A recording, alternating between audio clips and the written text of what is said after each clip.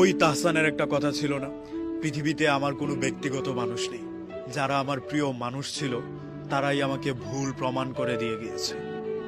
যাদের সাথে থাকতে গিয়ে আমি নিজেকে ফুটন্ত ফুল মনে করেছিলাম, বর্ষার নয়ন তারার মতো ফুটে উঠেছিলাম, তারাও আমাকে তীরন্দাজে ক্ষত বিক্ষত করে দিয়েছে। যাদের সঙ্গ পেলে নিজেকে বর্ষার পানির মতো মনে হতো, তারাও আমাকে ভুল প্রমাণ করেই দিয়ে গিয়েছে। অথচ এসব কিছুই হওয়ার কথা ছিল না। কথা ছিল আমারও একটা সুন্দর শৈশব হবে, সুন্দর একটা ভবিষ্যৎ হবে, আমারও কিছু প্রিয় মানুষ হবে, যাদের সাথে নিজেকে রাখতে পেরে কৃতজ্ঞবান মনে হবে। অথচ এসবের কিছুই হলো না। কিছু কিছু সময় আর্থিক অনটনের কারণে আমি হেরে গিয়েছি, আবার কিছু কিছু সময় ভাগ্যের কাছেই হেরে গিয়েছি। আমি বাস্তবতাকে খুব কাছ থেকে দেখেছি। কিছু প্রিয় মানুষ আমাকে টাকার জন্য তাচ্ছিল্য করে দিয়েছে, আবার কিছু মানুষ আমার ভাগ্যের কারণে আমাকে কাছেই টানেনি। এই যে এসব অনেক কিছু হয়ে যাওয়া কিংবা একেবারে না পাওয়া অপ্রাপ্তির শূন্য খাতা, এগুলো সব আমার। যারা আমার ছিল কিন্তু এখন নেই, তাদের প্রতি আমার কোনো অভিযোগই নেই। যারা আমার একেবারে হয়নি কিন্তু হওয়ার কথা ছিল, তারা দূরে কোথাও ভালো থাকুক, সেটাই আমি চাই।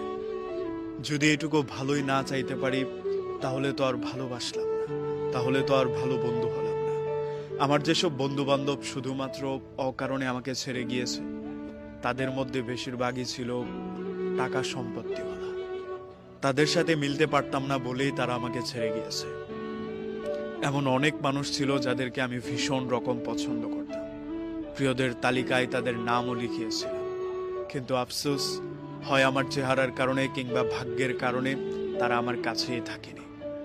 অথচ কত মানুষকে আমি আমার মনের ভেতরে জায়গা দিয়ে বসে আছি, তাদের সাথে ভালো থাকবো বলে আমি প্রতিজ্ঞাও করেছিলাম।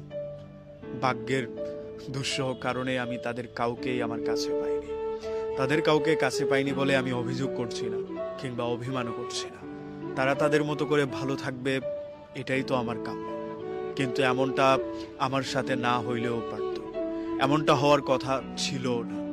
কথা ছিল বর্ষার পানির মতো স্বচ্ছ আমার একটা জীবন হবে, বর্ষার নয়ন তারার মতো আমিও ফুলের মতো ফুটব।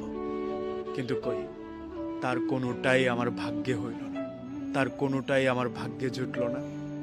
তারা কেহই আমার নিজের মানুষ হইল